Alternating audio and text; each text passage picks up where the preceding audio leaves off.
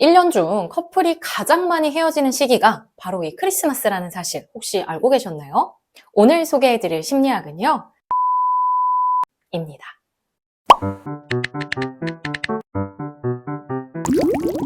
네, 어썸 심리학에 오신 여러분 환영합니다. 이제 조금만 있으면 크리스마스입니다. 그래서 준비해봤습니다. 크리스마스 밸런스 게임. 자, 바로 시작해볼게요. 다가오는 크리스마스 둘 중 하나만 골라야 한다면 1번 한강뷰 호텔에서 혼자 호캉스 즐기기. 2번 역대급 한파에 연인과 집 밖 데이트하기. 다 고르셨나요? 아마도 2번 고르신 분들은 지금 커플이실 확률이 좀 높지 않을까 해요. 뭐 어차피 둘이서 꼭 붙어있을 텐데 역대급 한파가 무슨 문제겠나 싶잖아요. 그런데요, 1년 중 커플이 가장 많이 헤어지는 시기가 바로 이 크리스마스라는 사실 혹시 알고 계셨나요? 그 이유가 도대체 뭘지 궁금해지는데요. 크리스마스에 연인들이 헤어지는 진짜 이유. 오늘 소개해드릴 심리학은요, 대립과정 이론입니다.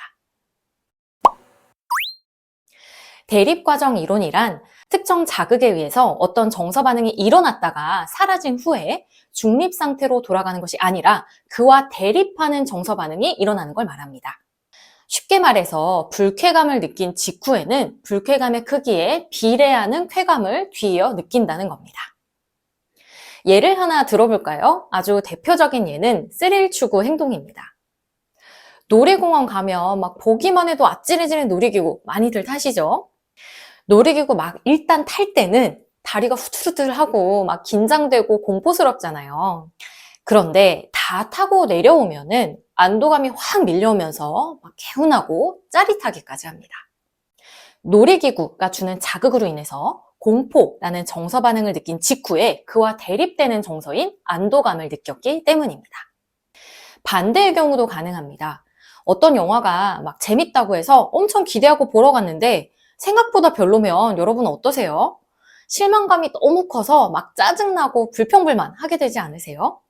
그래서 막 주변 사람들한테 이렇게 얘기하잖아요. 야, 그 영화 절대 보지 마. 이것도 영화라는 자극에 대한 기대감이라는 정서 반응 뒤에 대립 과정이 일어나면서 실망감을 느끼게 된 결과입니다. 크리스마스에 연인들이 헤어지는 이유도요, 이것과 같은 원리입니다. 특별한 날이니만큼 좀 기대감이 커지잖아요. 좋은 선물도 주고받고 싶고, 분위기 있는 데 가서 맛있는 것도 먹고 싶고, 뭐 근사한 숙소 가서 야경 구경도 하고 이렇게 하고 싶은데 기대만큼 현실이 따라주지 않을 때 실망도 커지기 마련이죠. 그런데요, 조금 이상하지 않나요?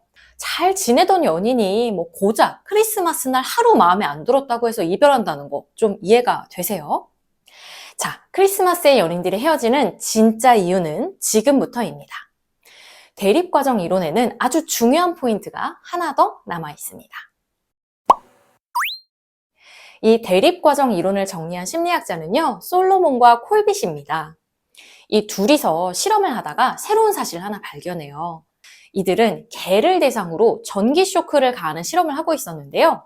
개한테 전기 쇼크를 처음 가했더니 바로 공포 반응을 나타냈다가 쇼크가 끝난 후에는 엄청 꼬리를 치고 막 즐거워하는 모습을 보였대요. 여기까지는 앞에서 설명해드린 내용과 크게 다르지 않죠? 그런데 이 쇼크가 점점 반복되니까 공포 반응은 오히려 약화되고 그 뒤에 따르는 즐거움은 더욱 강력해졌다고 합니다.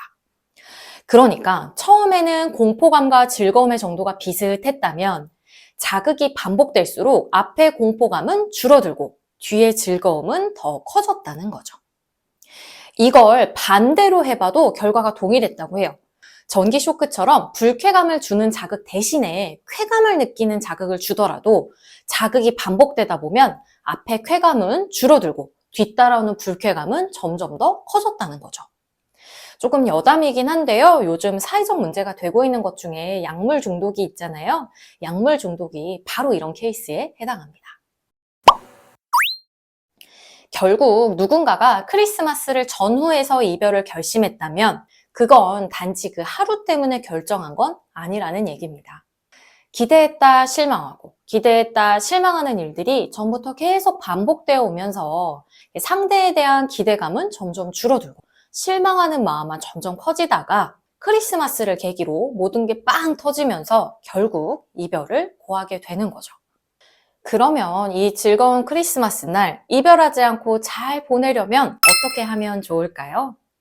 일단 현실적인 여건을 서로 고려해야 합니다. 기대감은요, 실체가 없을 때 더욱더 커지는 경향이 있습니다. 내 애인이 멋진 선물 준비하겠지? 내가 준 선물 보고 엄청 기뻐하겠지? 나를 근사한 데 데려가겠지? 날 위해 특별한 이벤트를 준비하겠지?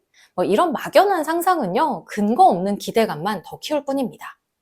연인이 알아서 잘, 딱, 깔끔하고 센스 있게 해주길 바라기보다 좀 미리 대화를 나누면서 구체적인 계획을 세우는 것도 좋을 것 같아요.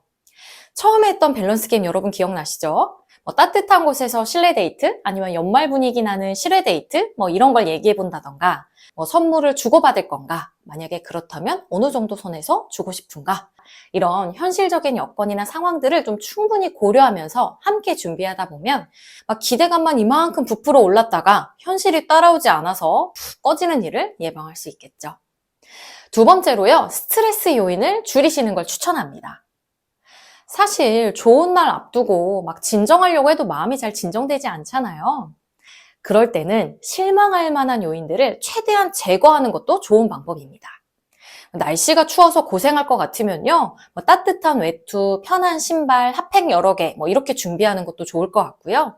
올해는 크리스마스를 좀 소박하게 보내자 이렇게 서로 정하셨다면 SNS를 잠깐 닫아두는 것도 방법이 되겠죠. 아니면 사람이 너무 많이 몰릴 것 같은 장소는 피해서 데이트하는 것도 좋은 방법 중 하나겠습니다. 무엇보다 중요한 건요, 평소에 신뢰를 잘 쌓는 거겠죠.